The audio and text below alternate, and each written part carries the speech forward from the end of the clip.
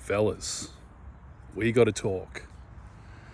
We got to have an old-fashioned yarn, brothers. You know, in today's highly feminized, postmodern Western society, where women are more entitled than ever, women are more painful to be with than ever. Women are they can be a genuine pain in the ass to deal with. I know. And many of you in this time just think it's easier to either ignore women altogether, to get all your needs met digitally with the pixels, or just to turn gay, or simply to treat women purely as objects if you do engage with women. If you choose to go out and get some sex, then chances are in this modern day and age, you treat women purely for pleasure objects. And I totally get that. And I don't judge any of you for doing any of that because I've been there. However, I want to share my experience, my authentic experience. This has been my experience of using Tinder to get a wife. All right. It's just going to be completely genuine. This is what I did. So, a bit over a year ago, I was extremely horny, feeling quite sexually deprived, kind of getting sick of using the pixels, kind of getting sick of, having these short-term flings with women. And I started to think, I want to get something a bit more long-term here. I want to meet a woman who I can be with. And so at first I thought, where do I need to go? How do I find a woman who is quality? Where do I need to go? What do I need to get involved with? Do I need to start getting back into pickup? Do I need to start doing cold approach again? Just walking up to women at the library, at the supermarket, on the beach. And I thought to myself, I don't really have time to go out hours each week and just approach women.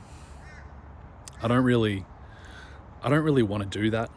I mean, it's fun when you're in the mood and you're kind of having a bit of fun, you're exploring. You might be out with some friends, you might just go out by yourself, and you might just start hitting on some women. It's good fun, and there's a time and a place for that. I think every man needs to learn how to cold approach women, needs to learn how to spark up conversations with random women at random times, in random places, in random ways. However, I also feel that there comes a point in your life where, bro, it's just like ordering a pizza. This society is set up in such a way that we can just reach out into the ether. Think about this. You can reach out into the ether using this little portal, this magic portal called a phone. You can just reach out into the ether and pull out a smoking hot woman. All right? And that's what I did. That's exactly what I did. So I set up a Tinder profile. I'd done that like once or twice in my past before, but this time I had actually built my body to a place that I was pretty proud of my appearance. And I'm not saying that to discourage or disparage anyone. Like, I did that in 3 months, bro. This should be your focus on retention. Okay, for all of you incels practicing retention who want to criticize me for the fact that I like to have sex and I like women and I have a wife and I have sex with her, all of you guys just go away because this is not your video. But for you guys who are actually interested in women, who actually want to use retention as a way to find yourself a wife, a high quality woman, and to practice sexual alchemy with her, to have sex without releasing, to practice tantra, the highest discipline is tantra. There is no higher discipline. For those of you who want to do that, listen on. Okay, I went on a crazy bulk. I spent 3 months just eating everything in sight and training like an absolute warrior. Okay, this is no This is no magic formula. If you're a skinny dude or if you're overweight, there's no magic formula. It just comes down to, if you're a skinny dude, eat everything you can, literally eat everything you can and train like a warrior. And you want to eat as much red meat as you can, by the way, because that boosts your test levels, helps you build that muscle. If you're overweight, cut out all the carbs and just train like a fucking warrior, preparing for war. That's all you got to do. And in 3 months, if you just push yourself to the limit, get good sleep, get good hydration, get proper rest, and train your ass off, in 3 months' time, you can transform your physique into something you're actually proud of. So that's kind of like step one, right? We just want to establish step one is that you're physically healthy.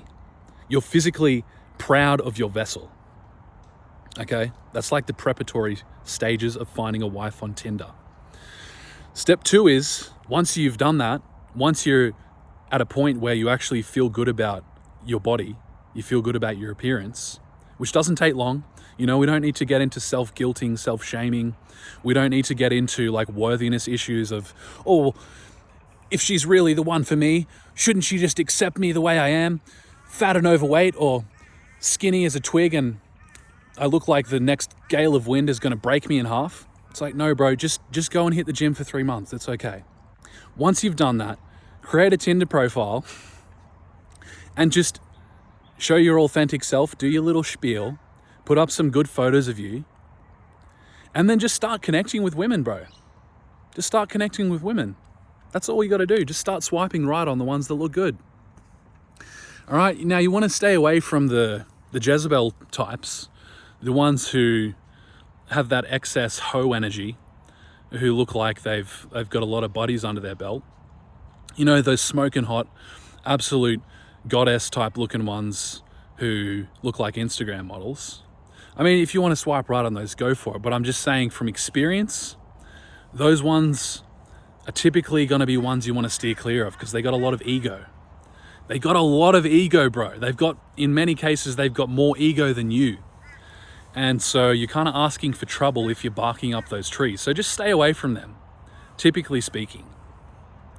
What you want to be looking for, and what I found a lot of success with, is the women who look humble. The women who have those sort of genuine, authentic vibes, pictures of them traveling in different locations, you know, doing interesting things. They've got some soul about them. Maybe they're into reading books. Maybe they're into, you know, volunteering, taking care of animals. This is the kind of woman you're looking for. Let's get down to the real stuff. This is what you're looking for in a wife. You're looking for a woman of humility. Yes, she's going to be beautiful, but more importantly is that inner beauty, that character. All right, so when I connected with my woman, I could see like lots of pictures of her in nature. I could see lots of pictures of her traveling, you know, in her van, out and about, exploring. Not out at the club, not like with her girls getting fucked up. She was just out doing these very tasteful, sort of down to earth, humble, beautiful things that immediately turned me on to her. All right, then we connected, we went for a date. I showed up in my full confidence because I was retaining. All right, so I had no issue with eye contact. I had no issue with thinking of something to say. I had no issue with feelings of unworthiness because I'd been training, I'd been taking care of myself. I felt good. Our first date was amazing. Our second date, we started to get down with it. We started to make love. It was very tasteful, the way that all happened. There was a lot of slowness in the approach. There was a lot of care. There was a lot of tenderness, right? Now, I'm not saying that you should do this. I'm saying you should follow your own inner guidance as to when is the right time to make love with your woman. At that time in my life, it was our second date. I really didn't care to wait for a long time. I was highly attracted to her and I just kind of followed that moment. But then later on, before we got married, I ended up having a time of abstinence from her because I wanted to bring a level of sanctimony, of specialness to our marriage. So I actually refrained from sleeping with her for about a month leading up to our our marriage. It might have been less than that, but whatever. You do what feels authentic and true and honoring to you, okay? But what I'm saying is, when you do start making love, when you do have that first sexual experience with your potential wife, you want to come at it not treating it like another fuck. You want to come at it treating it like an experience of divinity, a divine experience, contact with divinity. You want to treat it with slowness, with tenderness, with gentle caresses, like something out of a romance novel, right? Because what you're doing is you're laying the foundations for an authentic bonding experience rather than a fuck. If you come at her with this approach of like what you see on porn and just having a really intense fuck with her, she's immediately going to put you into a category and you're going to put her into a category. You're both going to put each other into a category of casual experience. And that's not going to set you up for a good ongoing bonding experience with this woman. All right. So you want to establish that frame of tenderness, beauty, divinity from the very start.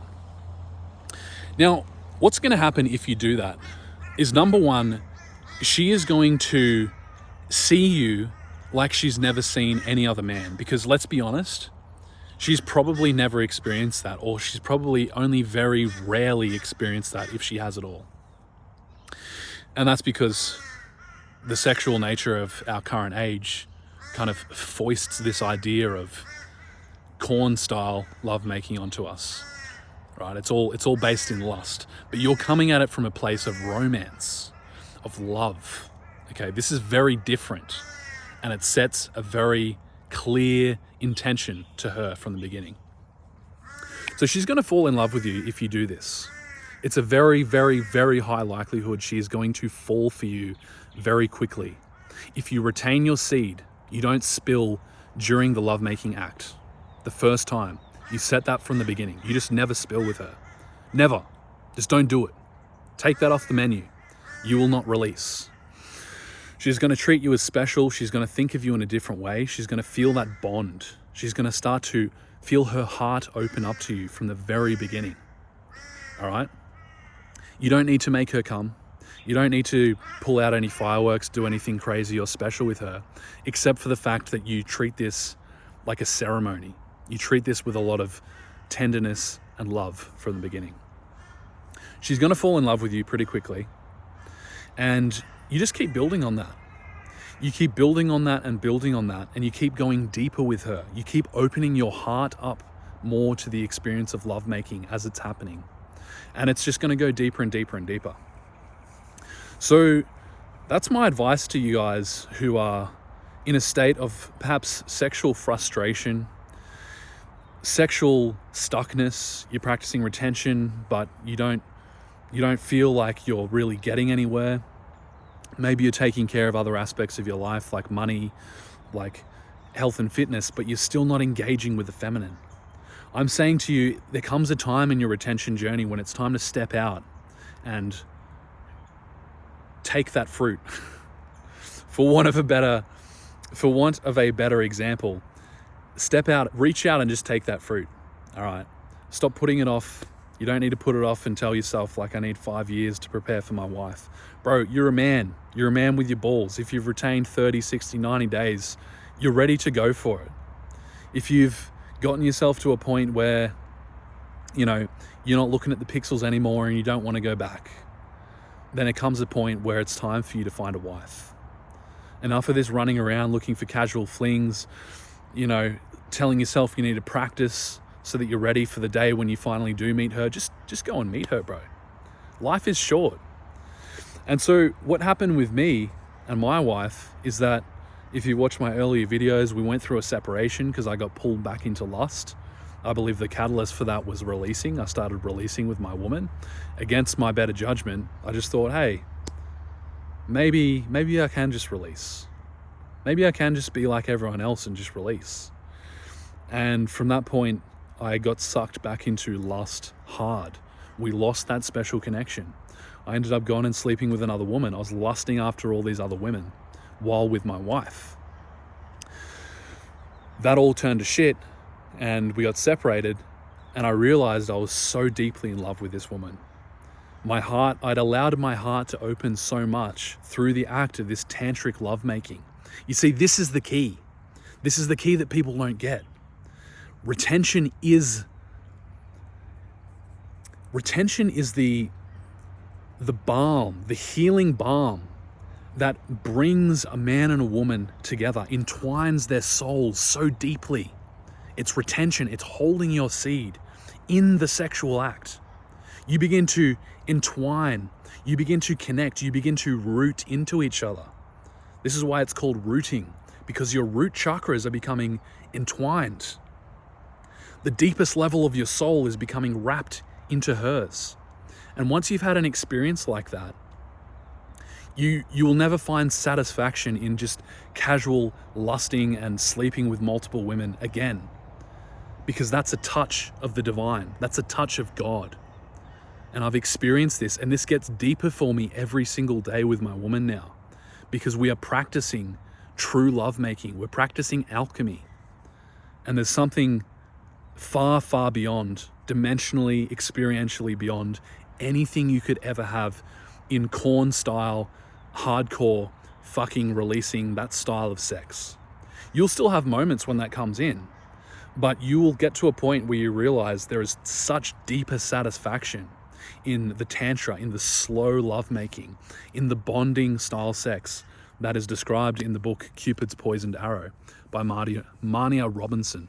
Encourage you to check that out. So that's my advice to you, brother. Stop overthinking it. You know, don't judge platforms, dating platforms like Tinder, like Bumble, like whatever these platforms are that are out there that you've made up a story in your head that you can only get a woman for casual sex through these apps. The fact is, these women are out there, they're everywhere. They're looking for genuine connection with a real man. And you can find a woman who is worth spending your life with on any of these platforms. It's just about how you show up. What energy are you bringing to that encounter?